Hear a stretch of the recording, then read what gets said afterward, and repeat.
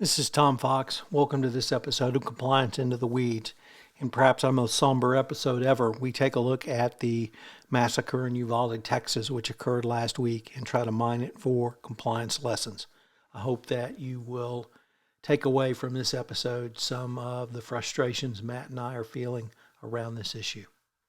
Hello, everyone. This is Tom Fox. I'm the voice of compliance, back again with Matt Kelly, the coolest guy in compliance.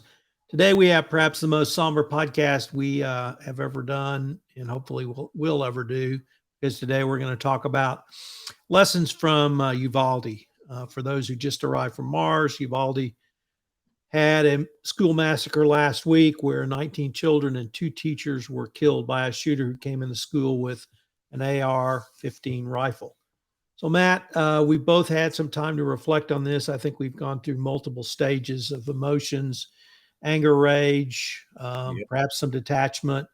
And I think we're both at the place now where we feel like we can try to articulate some important lessons for the compliance professional going forward. So maybe I could ask you, you posted on this today, and I thought it was a very well thought out, very somber, but important post. So, how did you get to the point where you could write that?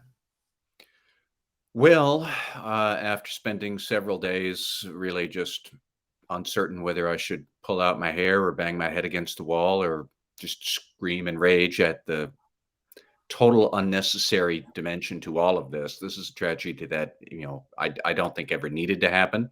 It is the sort of thing that generally does not happen in other parts of the world. It is specific to the United States.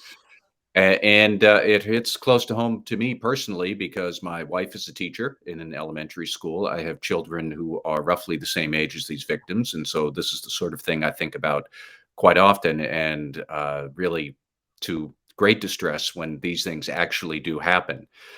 Um, and I know some people are going to say, is it really appropriate to do a compliance analysis on something so terrible as this shooting?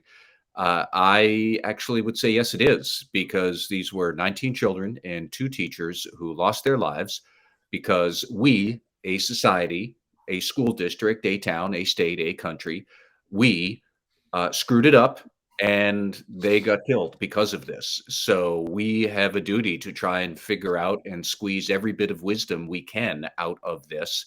And so there are some lessons that you can learn or think about as a compliance officer. Some of them are going to be, I think, rather practical and I almost might say mundane, given the severity of what has happened. And I think there are also some very big lessons about what we are doing wrong here as a society and a country to allow this sort of risk to keep on happening. But we are where we are, and we would be remiss if we did not think about how did we get this wrong so we can try and make sure it does not happen again. Matt, you articulated those thoughts quite well in your blog post. I guess I finally came down on we need to look at history, we need to look at life, we need to look at culture for lessons because that's what happens to everyone, including compliance officers. And this is unfortunately a part of that. We both talked about other conflicts, military conflicts, and other situations where we drew lessons or inspiration from. So I think it's certainly appropriate we do it here. Let me go back to your blog post, Matt, because you started off with a control I did. and how the failure of one control at least contributed. So I'm going to have some thoughts on that in a different direction after you talk about that. But what was that control and what happened? So the thing that jumped out at me first is probably the smallest detail here was that at some point on May 24th, the day of the shooting, a teacher had propped open a rear door to the school for some brief period of time. As of today, that you and I are recording Monday or Tuesday, May 31st, we don't know exactly why the door was propped open, but it was not supposed to be propped open. The doors were supposed to be kept closed and locked at all times. Now, right around, according to security footage that authorities have reviewed, right around 11:27, the teacher propped open the door. At roughly the same time, the shooter, Salvador Ramos, he had crashed his vehicle into a ditch right next to the school and had begun shooting people outside. And then he came into the school through that open door, which should have been locked. I am not here to blame this teacher. I do not believe the teacher is at fault. I don't think if the door was shut, it would have made one bit of difference to somebody with an AR-15 who could easily blow a hole through a locked door. And prior school shootings, that is exactly what's happened with other kids who have had AR-15s. So this is not the teacher's fault, but it is an interesting point as to why the door was not noticed to be open. And are there ways that you can have a procedure and a policy? We shall not leave doors propped open. They shall be closed and locked at all times, which is something any corporate organization might have that policy. How do you build a control that makes it easy to follow that policy? So I was thinking through things like, could you have doors that automatically lock behind you, and then you just pass a key card next to the lock and it automatically opens, which you see at a lot of corporate campuses. I've seen at some elementary schools. Could you have some sort of a sensor when a door is left open inappropriately? Central security office notices so you can go and investigate. Um, yeah, and I just want to stress, we don't know why this teacher opened the door. Maybe they had what seemed like a reasonable reason, such as poor ventilation in the school, and they were looking to circulate air. Maybe it was a very reasonable reason, such as they heard this crash, they knew Ramos was nearby, and they're preparing for an emergency evacuation. I have not seen any specific reason why this door was left open. And I'm not going to get into all of that. The point of it is that occasionally you will have a policy and a procedure, and you have to think through what are the controls that I would use to be able to make that policy easy to follow. That's the abstract issue that compliance officers and internal auditors would want to be thinking about. How do controls and policies support each other, not just exist separately from each other? And so I'm going to use a different example I heard at a different conference, but it's essentially the same fact pattern. A DoD facility had a receptionist 24/7 because they received deliveries. The swing receptionist, 4 p.m. to midnight, was sick, and they didn't bring in a replacement. A lot of people work late, and one of their traditions was to order pizza. So they ordered pizza. The guy comes in, he calls up, they come down and get the pizza. And the people who got the pizza left because it wasn't their job to escort him off the property. It was the job of the swing night receptionist. Somehow this delivery driver follows the person who bought the pizza, and in walking down a hall, when someone inside a secure door inside the facility walked by with their key card, a light came on, a red light came on, and he thought that was the exit. So he enters into a secure facility, and all sorts of mayhem arises. Well, it was the root cause analysis that they didn't get a temporary receptionist, the swing shift receptionist in, or the person who got the pizzas didn't know they had to escort this person off site. So those sorts of controls can actually be safety issues, and we need to think about those as well. You brought up an interesting point that I want to use to lead into your next series of observations. And unfortunately, that was on police failures, one of which was on communication. So say the door has a switch or some sort of sensor goes in the principal's office, and there is noted on the light board the door is open. But now you have to communicate that to the relevant persons. What did you see from the police response that gave you pause in that area? Lots of things. The propped open door pales in significance to the issues we have with the Uvalde police and how they responded here. I had two big lessons I think that we should consider about the police, and I'm going to start with the more generous explanation, which I still find highly suspect, but I'm going to give it the benefit of the doubt for now. That the Uvalde police, as most people I think now know, entered the building while the shooter, Ramos, was in a classroom and he was shooting up students and teachers. And then they stayed in the hallway outside of the classroom where Ramos was for more than an hour, while students were inside the classroom calling 911, saying, please send the police in now. And the police did not go in. So why not? Well, the first answer we received was that the police did not think there was anybody left alive in those classrooms. So in that case, they didn't want to rush in when they were probably outgunned and outmanned by a shooter who was carrying an assault weapon and body armor. And they reasonably, under their situation, might have figured, well, if there is nobody left to save, we should not endanger police officers. Now, none of that was actually true. There were students calling up 911. So if we give the police the benefit of the doubt that they did not receive the information about the students, that is a failure of information and communication. And as almost preposterous as it sounds, the COSO internal control framework actually has a principle on this precise point that I'll read it out. The organization internally communicates information, including objectives and responsibilities for internal control necessary to support the functioning of internal control. Now, that's a very anodyne way of saying when you have information about a risk that has to be handed off to a decision maker, you got to hand it off to the decision maker. And the more pressing the risk, the more immediately you need to get that information to the right people. And let's assume for a moment that they didn't get this 911 information. Well, how? How on earth did the incident commander not get reports from dispatch saying there are still students in there, they are still alive, they are calling for help, go in? Apparently that didn't happen. And it is a reminder to us that you need to think through, what are your most pressing risks, what are your crisis scenarios? When you have a crisis, what information would you want to relay to whom, by what channels? You have to test that. The more high risk the information, or the more important the information, the higher the risk, the more immediate that communication has to be, which means it pretty much has to be fail safe.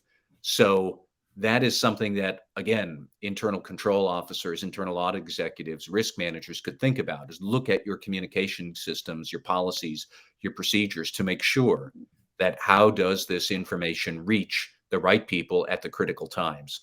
And I'll just stop right there because that's lesson number one about the police, is maybe we had an information failure. But like I said, like many people, I don't believe that is true. But if it was true, that's the lesson here about information and communication. So your next point revolves around culture. And it was a very frank discussion. I won't presuppose to ask you how difficult it was to write that, but to me, it was a very heartfelt discussion around culture. What did you see culturally that we at least need to discuss around this issue? I think, I suspect the police did know there were children in that classroom who were calling 911 who were still alive. And I think they knew that Ramos was in there shooting them and they didn't go in. That seems to be where the evidence is pointing so far. I am glad to see the Justice Department is going to investigate this debacle moment by moment, I hope, to figure out exactly what went wrong.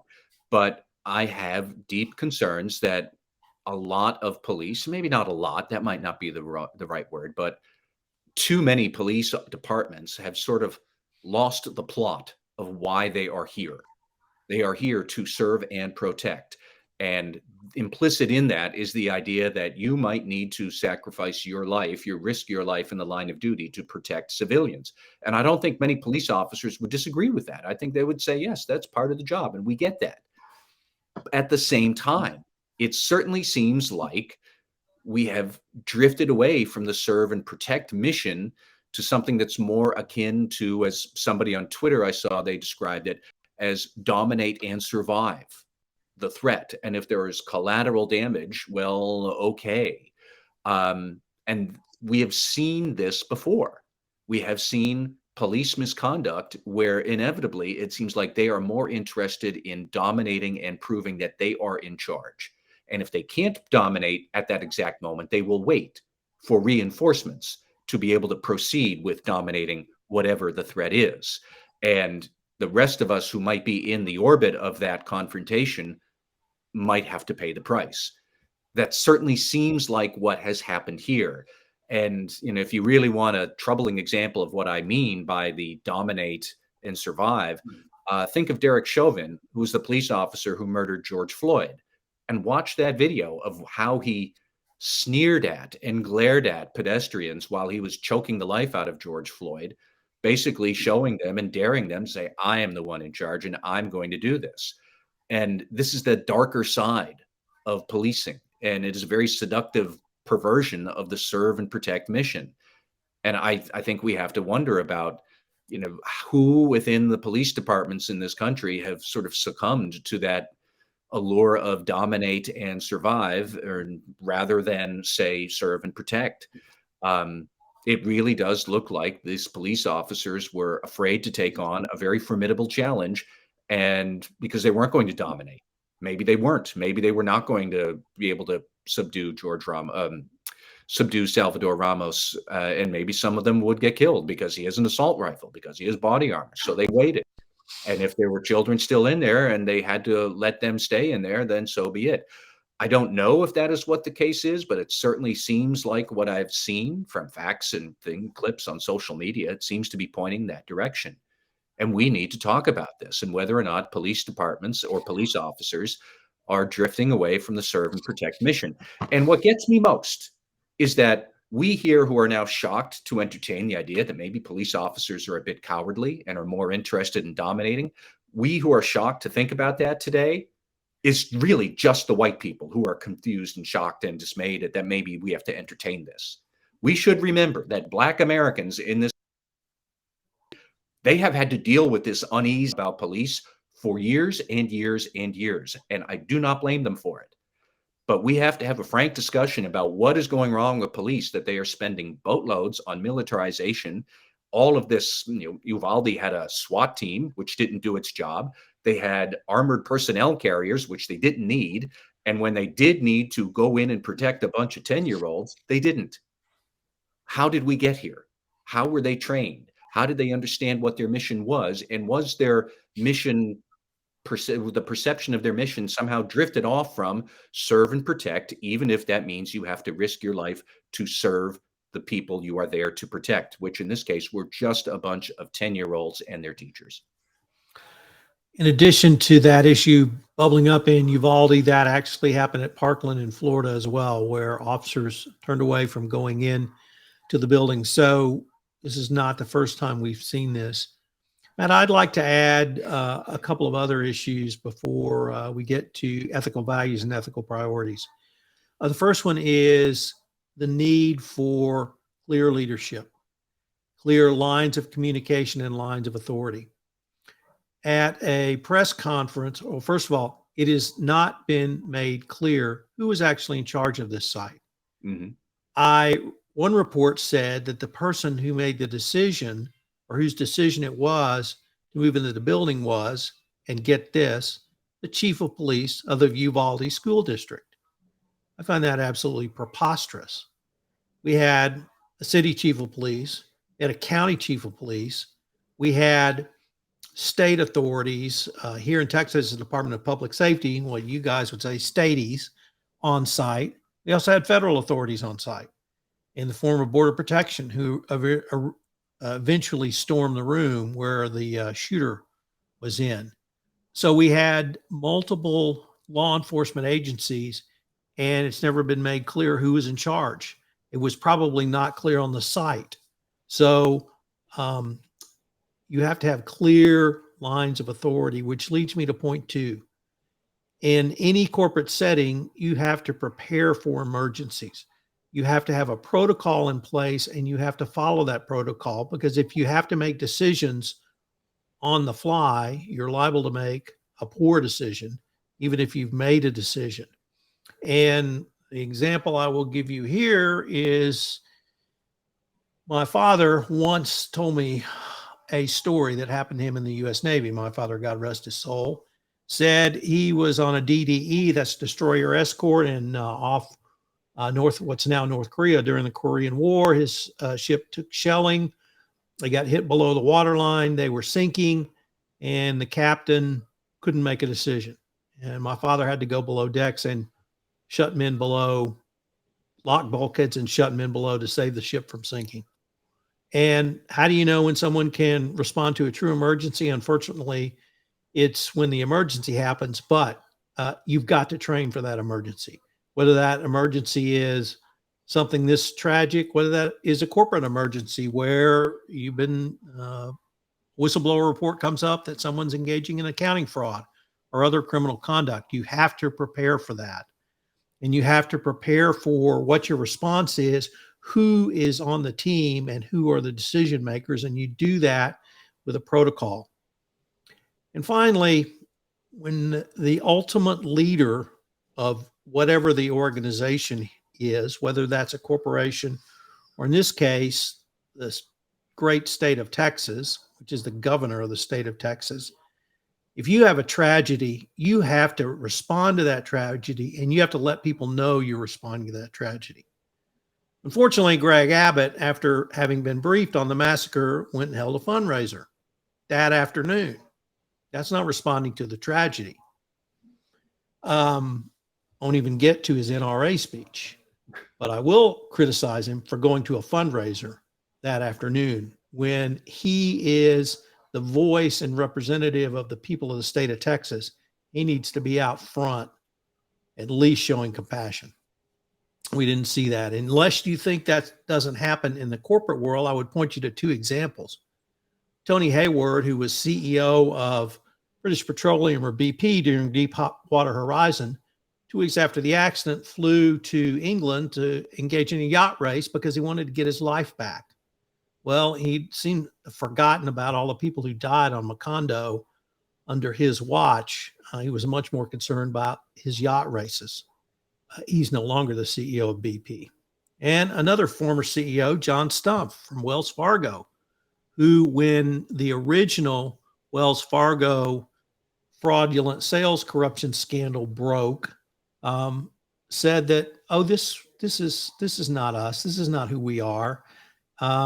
And went on national television denying that Wells Fargo had a culture of corruption in the form of false sales and false fraudulent accounts leading to false sales in their corporation. So this does happen in the corporate world, and you've got to lead at that moment of crisis, and you've got to show empathy. And we didn't see that from our leaders in this situation. But you didn't end your blog post on that. You went in a little bit different direction, and that's the difference in ethical values and ethical priorities. What did you tell us about that, I guess? Yeah, I mean, as much as I appreciate and think there is some value in all of the lessons you and I have just covered, the plain fact is all of those lessons are kind of superseded by, we accept a world where mass shootings are okay. That, this is what we have decided as a country, is that mass shootings are going to be a part of life. So therefore, think about these controls or these policies or these trainings. That's ridiculous. That is stupid. I mean, the key lesson here for anybody is that we have dysfunctional governance that won't confront gun violence in this country. And really, if we want to do what every compliance piece of guidance I've seen about corporate compliance programs, every piece of guidance says what you should do to get to the root of a problem is perform a root cause analysis. And we're not doing that because clearly the root cause is easy access to guns, period. We are the only Western nation in the world, one of the only nations in the world where this sort of thing happens as a routine matter of course. This does not happen in Japan. It does not happen in Canada. It does not happen in Europe. It does not happen in Australia. It does not happen in China. And I could go on for another 20 goddamn minutes about where it does not happen. This only happens here in the United States because our gun laws are loose and easy.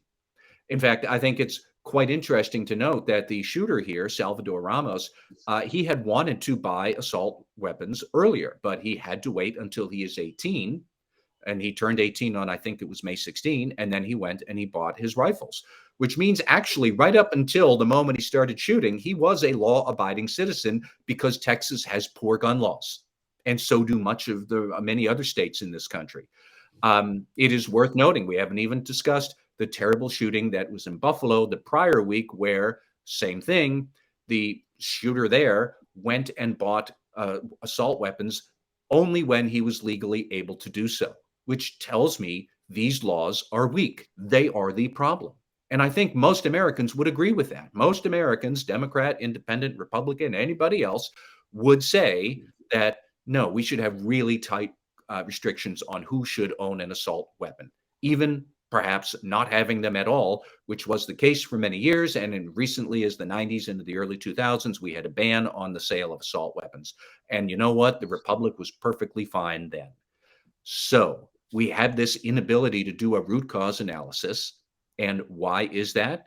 Because the Republican Party in this country, and very specifically the elected Republican lawmakers here, have a different set of ethical priorities where they value money and power and control more than public safety. That's it. So they are more than happy to take money from the NRA and from the gun lobby and to prevent us from passing sensible gun safety laws that most Americans in this country want. But this minority, who are woefully out of step with real Americans, think that it is okay to have gun violence here if that means more power and money for me. That is somebody like Greg Abbott. It is somebody like Ted Cruz. It is somebody like Donald Trump. I could probably go on for another half hour. Even the great and lofty Mitt Romney, who in many ways comes across as the only Republican with any ethics and integrity out there, has accepted more money from the NRA over the last 10 years or so than any other Republican official. And they all sit around wondering what on earth they could do and wringing their hands. They know exactly what they could do, but it's not important to them. What is important to them is money and power, not safety of the public. So we often in compliance world talk about ethical values. And I do say that that term is a bit misfocused. It's not about the values, because Republicans actually do have some sort of awareness that public safety is a good ethical value. I don't think they're opposed to public safety, but they are more interested in money and power. So they're not going to allow gun safety issues to come up for a vote. And until we dislodge these Republicans, Mitch McConnell being another one, we are going to allow this to continue. This is really a problem of misgovernance at our national level. This is a problem of misplaced and misordered ethical priorities, that money and power are more important to Republicans than public safety. And because of that, the root cause of all of the violence here, which is just easy access to guns. So like I said in my blog post, everybody in this situation failed. The voters, the lawmakers, the police, the school department, every single group failed, except, and this is the heartbreaking part, the only people who did their duty were the teachers who gave their lives trying to protect their students, and the students themselves who were locked in the room with a madman and calling police, and nothing else happened. They were the only two ones who were doing the right thing. Everybody else, all of us, we failed them. And Tom, this is the most upsetting I have ever been in a long, long time. I'm just going to add, or perhaps close with, if you're thinking about relocating your company to Texas, over the past 4 years, we've had a massacre at a Walmart. We had a massacre at a Baptist church. We've had a massacre at a high school. And now we've had a massacre at an elementary school.